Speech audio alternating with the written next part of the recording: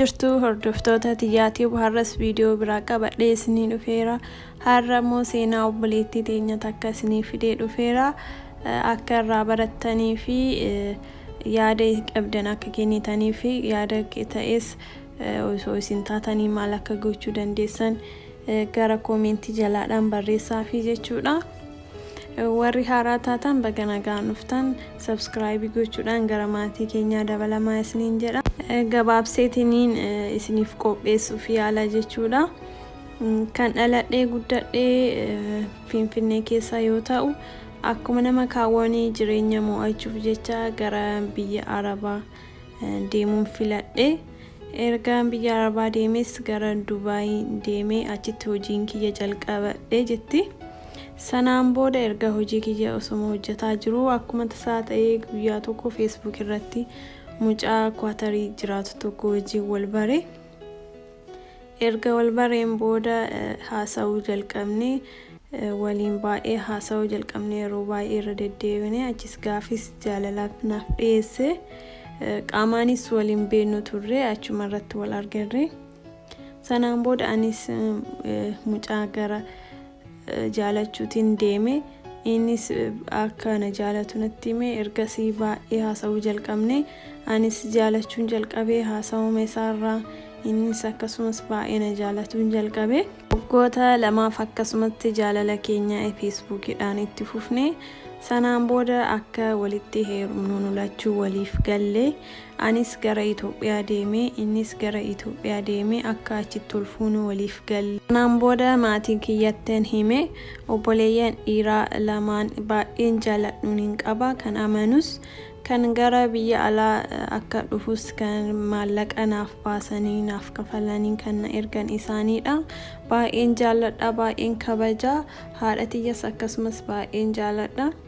Sanaan booda haati tiyya gonkumaa mucaa kanan fuutu naan jedhanii obboleewwanii fi obboleewwan kiyyaa fi haati tiyya jechuudha. Mucaa kana fuute nu maatii keetii miti, lammataa nutti hin deebitu naan jedhanii. Anis waan gochuun dhabe. Baay'een aaree, baay'een gaddee. Isaan immoo jaalala kiyyan dursa jedhee yaadee waanan godhu dhabe. Qarshii kiyyas akkuma obboleewwan kiyyatti erga akkuma jiruudhaan jechuudha. Isaan baay'ee waan amanuuf isaanumatti erga. Kanaan isaas akka horri kiyya na dhoorgee fi akka isa wajjin walitti hin heerumne itti hime. Innis baay'ee tokkoon gaddee, baay'ee aaree. Anis jaalalli kiyya jalqabaa ture. Innis akkasuma ture. Baay'een jaalladha, baay'een kabaja. Akkanatti isa wajjin warra kiyyaaf jedhee addaan bahe. Innis baay'een keessi isaa miidhame, anis akkasuma. Sanaan booda akkasuma jennu isa wajjin akka durii baay'eellee haasa'uu hin didne, addaan dhaabanne jechuudha. Erga warri keenya nu dide maal gochuu dandeenya jennee addumaan dhaabne, baay'ee haasa'uun dhiisne akka duraanii. Sanaan booda odooma akkas jedhu ammas mucaa naannoo kiyya tokkoon Facebookidhaan wal barre.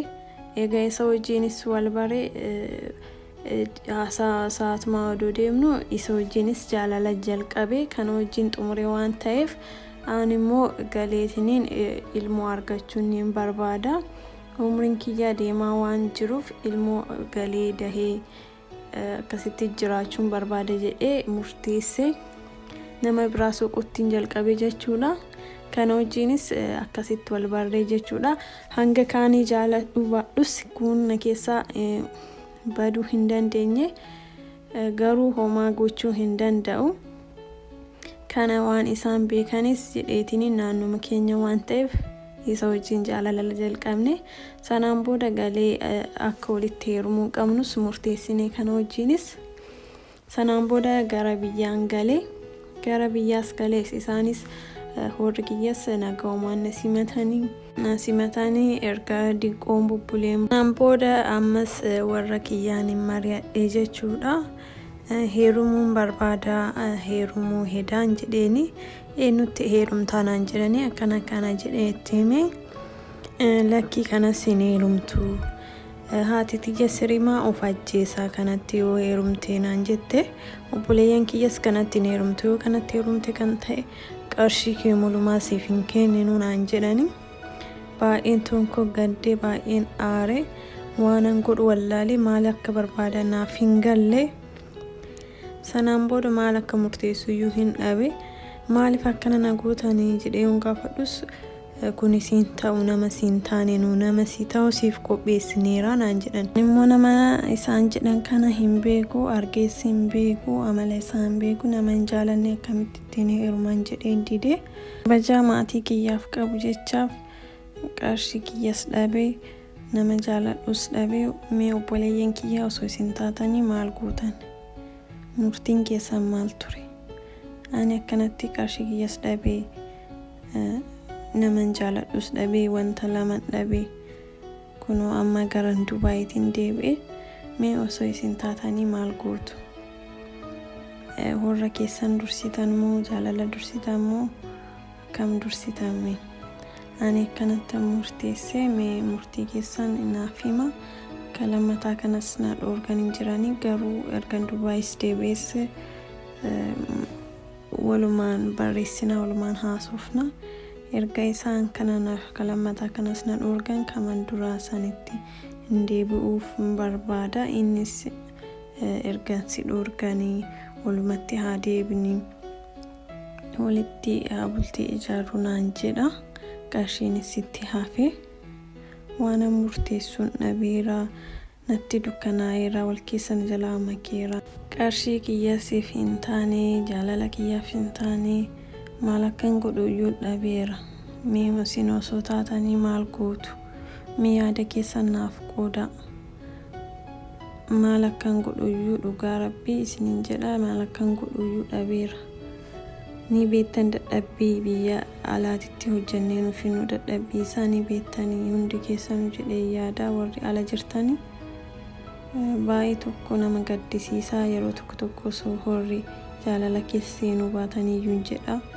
baay'ee tokko amma durba ta'uu kiyya iyyuu jibbaan jira isiniin jedha obboleeyyan kiyya mee yaada keessan naaf qooda yaadni keessan na barbaachisa maal akkan godhuun dhabeera jaalallee kiyyatti kan duraa sanitti illee deebi'uu ni barbaada erga isaan kalammataa na dhoorgan kanas isatti deebi'ee takka isa wajjin bultii haa ijaaruu jedha maal akkan godhu iyyuu dhabeera mee yaada keessan naaf qooda isiniin jette obboleettiin tiyya akka argitan seenaan ishii kana fakkaata mee yaada qabdan gara komentii jalaa odoo isin taatanii maal akka gootan mee yaada nama tokkorraa kan nama baay'eetu bu'aa qaba waan ta'eef yaada keessan gara komentii jalaatiin beeksisaa fi akkasumas warroonni mudannoo jaalalaa akkanaa qabdanii akka qilleensa isiniif ba'uu yaada nama biraa barbaadanii jiraattan karaa messengerii kiyyaan voices ta'ee barreeffama naaf erguu dandeessanii tiyyaa bareedduu jedha messengerii kiyya asirra isiniif ka'a linkii isaa immoo description boxii fi komentii jala isinii ka'a achi naaf barreessuu dandeessanii voices naa kaa'uu ni dandeessu warri mudannoo jaalalaa yookiin kan biraas qabdan jechuudha akka namni biraarraa baratee irraa fayyadamuuf yoo barbaadan karaa saniitiin naaf barreessuu dandeettanii mudannoo obboleettiin teenya kana fakkaata kanarraa hanga viidiyoo biraatti wal arginutti nagaatti naaf turaa isiniin jedha laayikii tuquu hin dagatinaa obboleeyyan keessaniif sheerii gochuu hin dagatinaa subscribe gochuu hin dagatinaa hanga viidiyoolee biraatti walitti deebinutti nagaan naaf tura.